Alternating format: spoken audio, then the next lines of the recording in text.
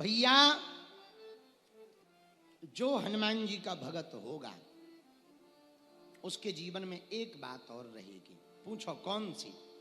यदि आप लोग हनुमान जी की भक्ति करोगे आचरण के साथ, समर्पण के साथ, तो एक बात तो तुम्हारे जीवन में पक्की है, वीर बजरंग बली की कृपा से आप लंका में भी राम नाम का डंका बजा करके आओगे।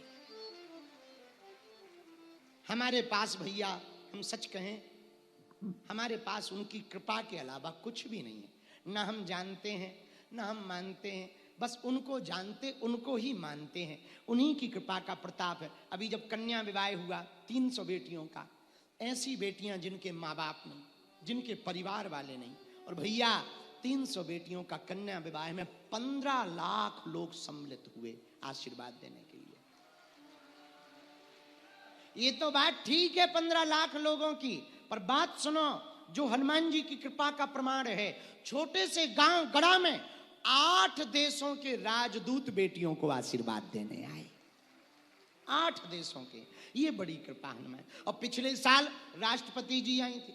भैया हमारे पास कुछ भी नहीं, उनकी कृपा के अलावा। ये शक्ति का हमारा कमाल नहीं, ये बजरंग बली की कृपा का कमाल है। हम आपसे भी कहेंगे भैया हम पर भरोसा मत करो, हमारे चरण मत पकड़ो, आप लोगों को पकड़ना ही है तो गुरु के पकड़ो आचरण और हनुमान जी के पकड़ो चरण। किसके चरण पकड़ो? अरे बोलो तो जोर से।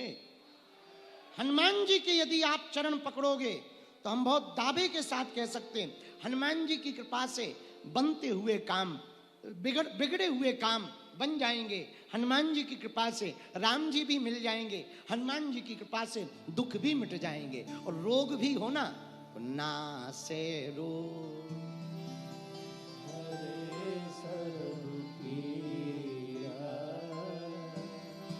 जपते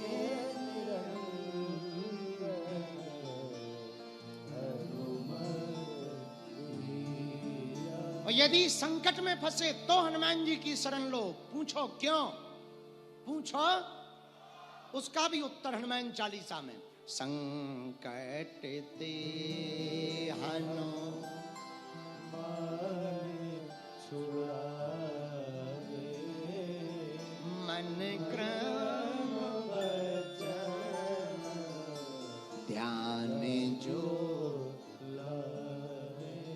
भैया यदि आपका कोई परिवार का सदस्य, आप किसी बंधन में पड़ गए, प्रेत बंधन में, काम के बंधन में, कुछ लोग लुगाइयों के बंधन में पड़ जाते हैं, दूसरी वाली समझ जाओ, और कुछ पुरुष लुगाइयों के चक्कर में, कुछ लुगाइयां। एक बात बोलें, बुरा न मानना, आज का जमाना ना इतना खतरनाक आ गया भैया, इतना खतरनाक आ गया, इतना खराब आ गया। इतना खराब जमाना तो हिरण्यकश्यपु के समय पे नहीं था जितना आज का है। हाँ हनुमान जी, लेकिन फिर भी कोई बंधन में पड़ गया, किसी के चक्कर में पड़ गया, हनुमान चालीसा में इसका उपाय लिखा है, बहुत काम आएगा। यदि कोई 100 पाठ हनुमान चालीसा के करके 40 दिन का अनुष्ठान पूरा करता है और हवन करता है, तो हनुमान जी की कृपा से उसमें लिखा, जो सतबार पाठ कर कोई छूटहि बंदी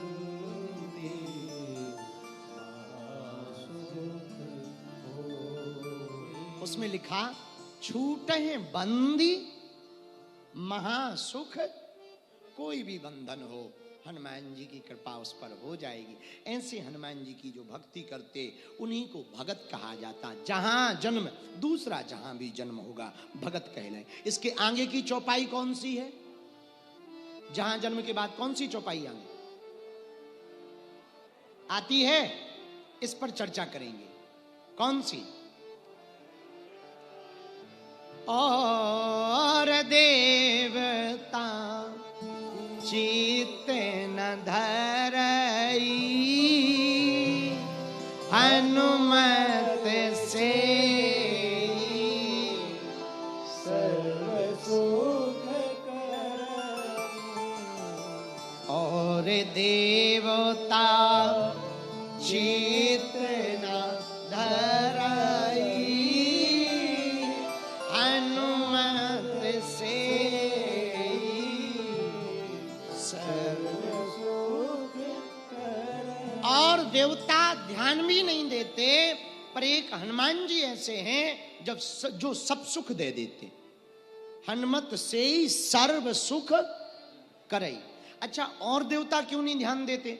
इसके दो कारण। कलयुग के राजा हैं हनुमान जी। पूछो कैसे?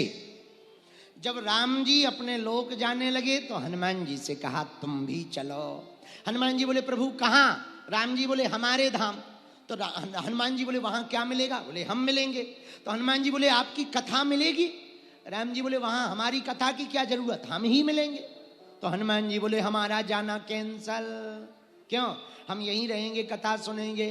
तो राम जी बोले उससे क्या फायदा? बोले आपकी कथा सुनेंगे तो आपसे प्रेम बढ़ेगा, और जहां कथा होगी वहां आप भी आओगे तो आप भी मिलोगे।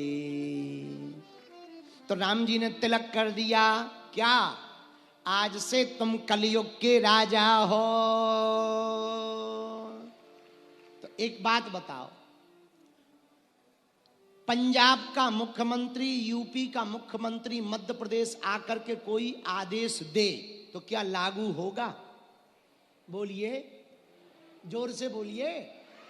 अमेरिका का राष्ट्रपति भारत में कोई नियम निकाले आकर तो क्या माना जाएगा? नहीं माना जाएगा ना। बोलो हाँ या ना। यहां के नियम पर किसका अधिकार है? बोलो अपने देश के राजा का, अपने प्रदेश के मुखिया का। बोलो हाँ जी या ना जी। उसी प्रकार किसी भी देवता के पास जाओ, फाइल लगाओ कि ये वाली फाइल पास कर दो, देवता ले लेगा, पर हस्ताक्षर तो हनुमान जी के ही होंगे।